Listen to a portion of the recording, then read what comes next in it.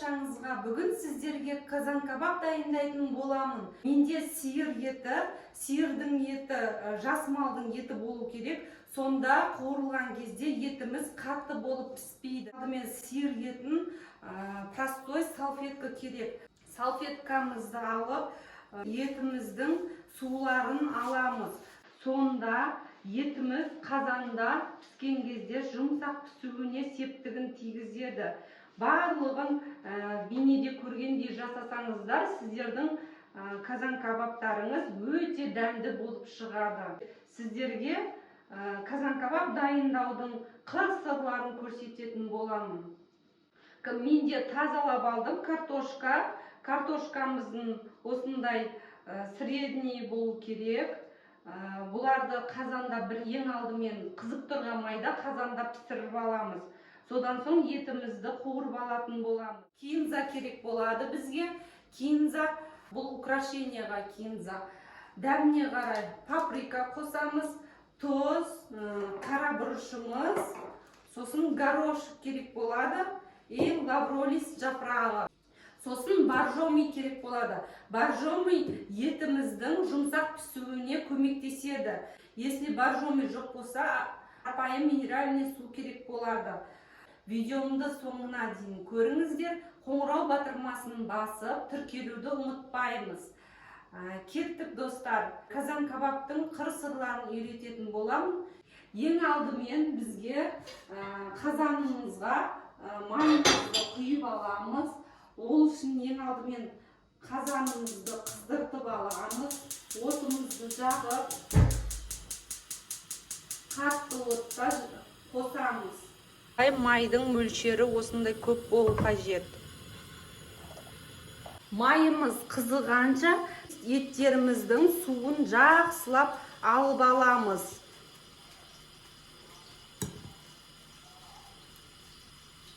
Жуылған еттердің сулары осындай қарапайым салфетка керек болады бізге.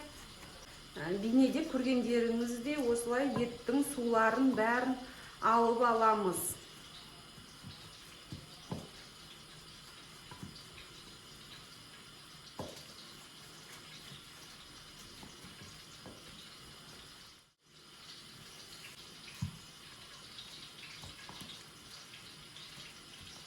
Картошкамызды азғанадан салып, қыздырып, пісіріп аламыз.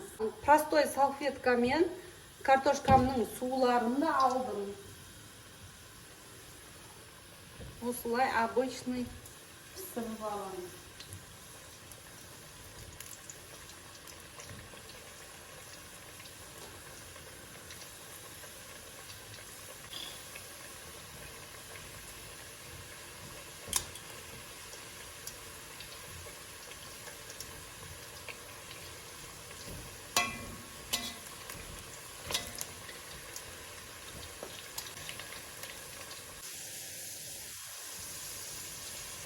Уже картошкамыз қызарып жатыр, екінші бетін алмастырып қоямыз.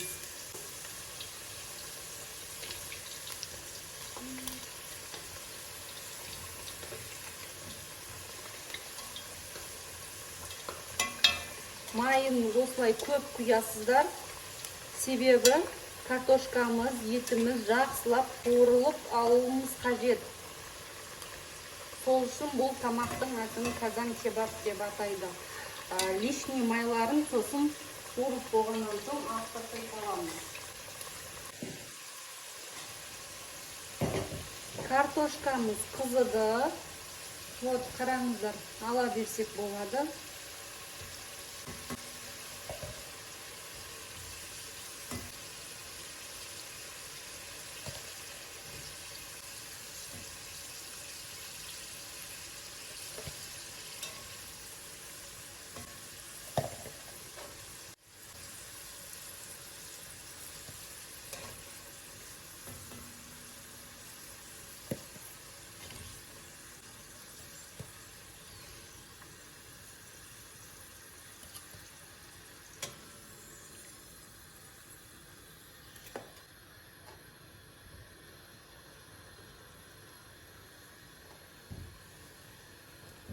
Екінші партия картошкамызды саламыз.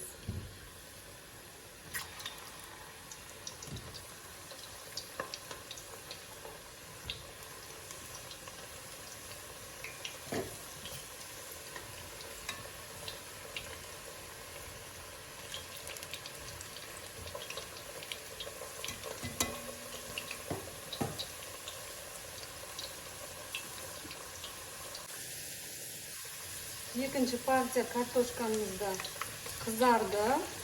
Екінші бетін аударамыз.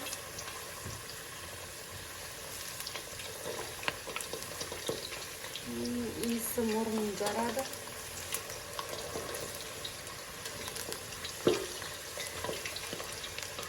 Кешкі асқа жасап беріп, сіздер де отбасыларыңызға қуантыңыздар.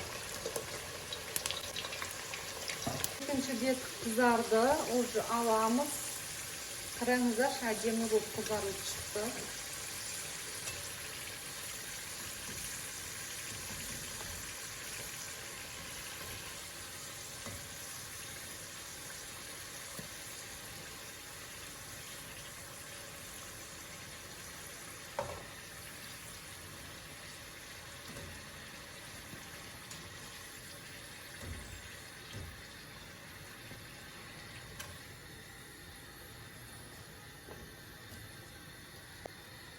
Тексереміз май. Қызып тұр, енді етімізді салып алсақ болады. Бисмилла деп етімізді саламыз.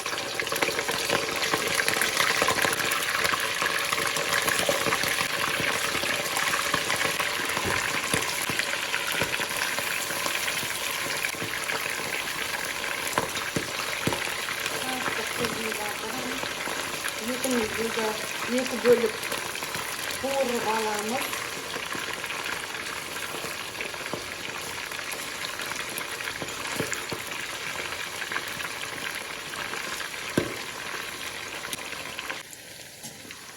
Тексереміз, екінші беті қызарып жатыр ма? Алмастырып қоямыз екінші бетіне. Сіздер де жасап көріңіздер. Күйеулеріңізге, жұбайларыңызға ұнайды. Сүйікті тағамдардың бірі болып саналады. Жақында ораза келіп жатыр, сол кезде жасап беріңіздер. Өте дәмді әрі тойымды тамақ. Етіміз қуырылды. Қараңыздар, қандай әдемі болып шықты. Әзір екінші етімізді салатын боламыз. Екінші партиясын соңына дейін көріңіздер. Етап-етаптен істесеңіздер, мен сияқты қазан кабабтарымыз өте керемет, дәмді болып шығады.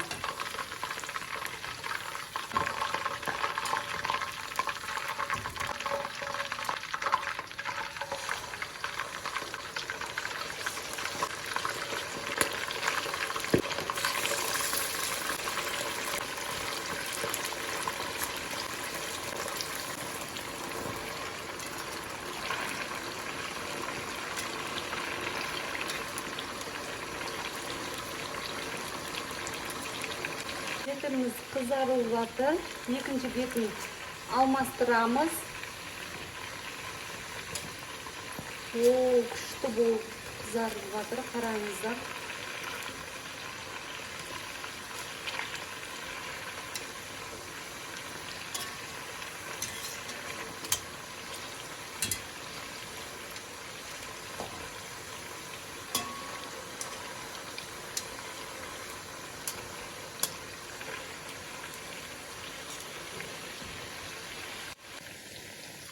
Екінші жағы да қызды.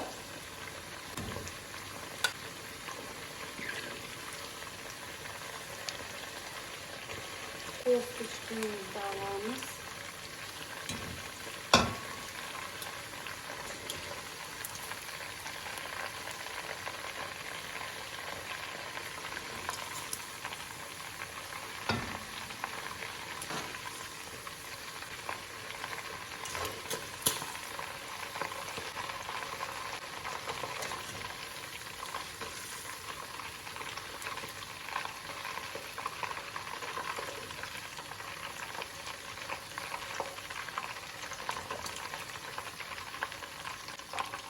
Әдемі болып қызарды. Лишний майларды алып тастаймыз.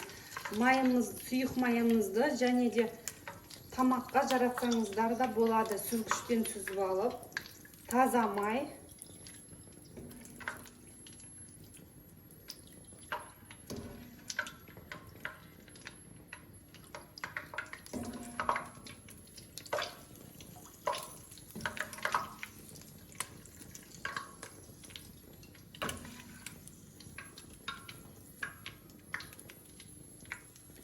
сүзіп алып тастаймыз майымызды. Енді еттерімізді қайтадан саламыз. Отынымызды.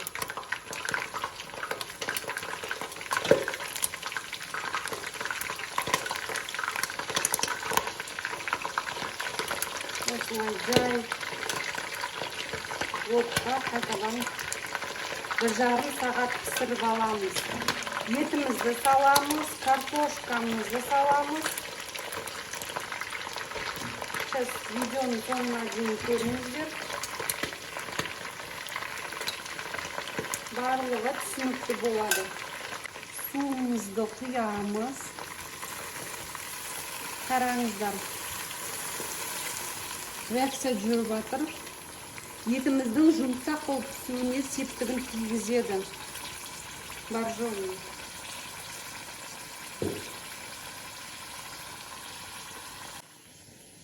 Сливочный май саламыз, сары майымызды.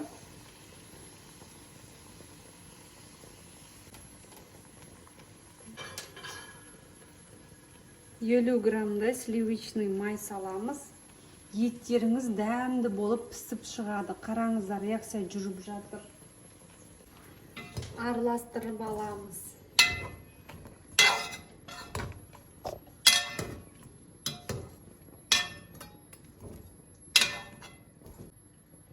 Крышкасын жауып, 1 сағат көлемінде етімізді пісіріп аламыз.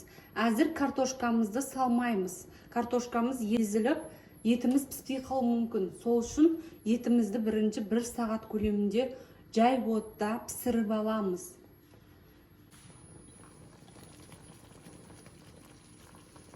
Қараңыздар, етіміз қалайынан пісіп жатыр. Әдемі болып. Араластырып қозғап жібереміз. Осылай аккуратно.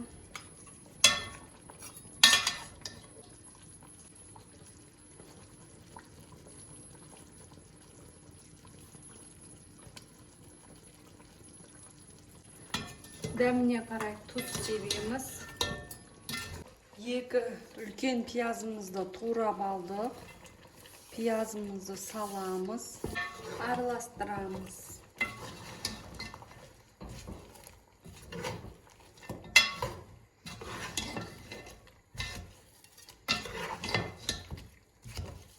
Пиязымыздың суы шығып, етіміздің жұмсақ болып пісуіне көмегін береді. Крышкамызды жауып 30 минутқа қалдырамыз. 30 минут тұрды. Қараңыздар, қандай әдемі болып пісіп жатыр. Сочный болып. Сиырдың етін осылай асықпай пісіріп аламыз. Қойдың еті болса, егерде картошканы сразу салып демдей берсеңіздер болады. Қараңыздаршы, қандай әдемі болып пісіп жатыр. Тұз саламыз немножко. Картошкаларды салуамыз енді. Осылай әдемілеп картошкаларды саламыз.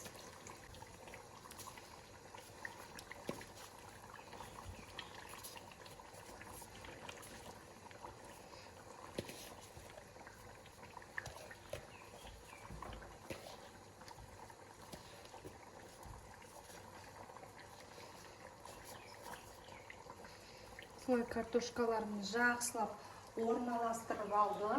Енді лавролис жапырағын саламыз.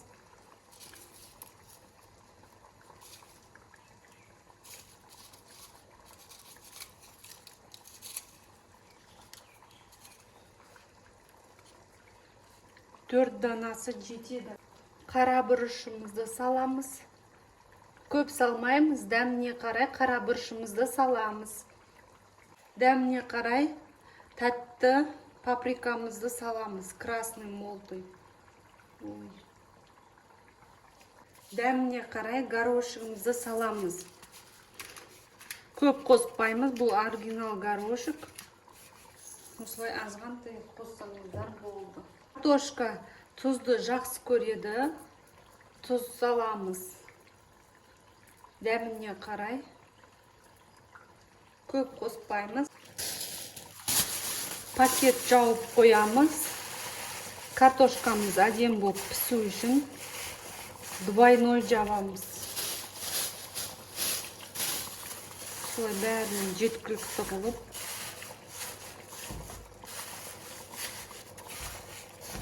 Таза пакетімізді жауып. Демдеп қоямыз 30 минутқа.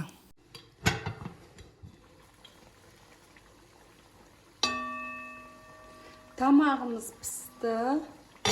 Осындай әдемі тамағымыз пісті. Пакетті ақырын алып тастаймыз. Қараңыздар, сіз сочный. Осылай пакет қойсаңыздар, казан кебаптарыңыз сочный әдемі болады. Картошкамыз пісіпті. Әдемі қызарып піскен. Картошкамызды алып саламыз.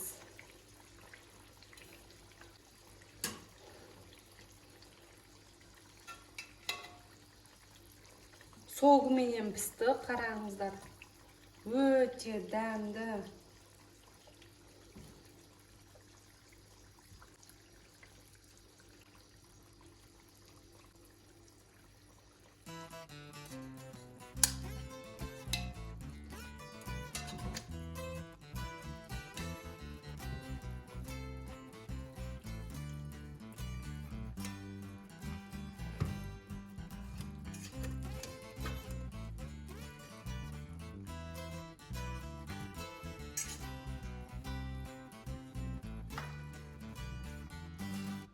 Еті жұмсақ болып піскен сочный казан кебабымыз дайын. Ұнаса пікірлеріңізді қалдырыңыздар. Мен үшін өте маңызды. Алдағы уақытта қандай тағам түсірейін, оны да жаза кетіңіздер. Сау болыңыздар. Келесі видеомда кездескенше.